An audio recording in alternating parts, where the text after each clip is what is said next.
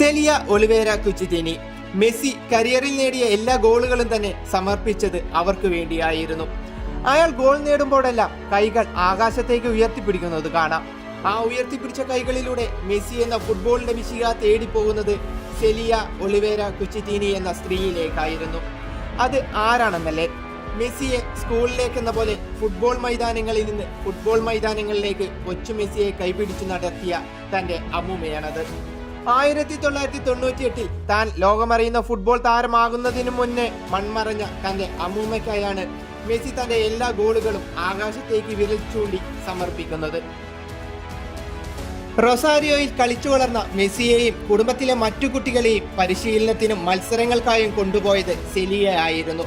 മെസ്സിക്ക് ഒരു football boot വാങ്ങിക്കൊടുക്കാൻ കുടുംബത്തിലെ മറ്റുള്ളവരെ കൊണ്ട് സമ്മതിപ്പിച്ചതും അവർ തന്നെ.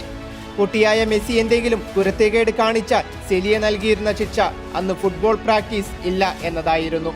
കാരണം ഫുട്ബോളിനെ അത്രയേറെ സ്നേഹിച്ചിരുന്ന കുഞ്ഞു മെസ്സിക്ക് ഫുട്ബോളിലെ ഒരു ദിവസത്തെ പ്രാക്ടീസ് മുടക്കുക എന്നത് വലിയ വേദന തന്നെയായിരുന്നു.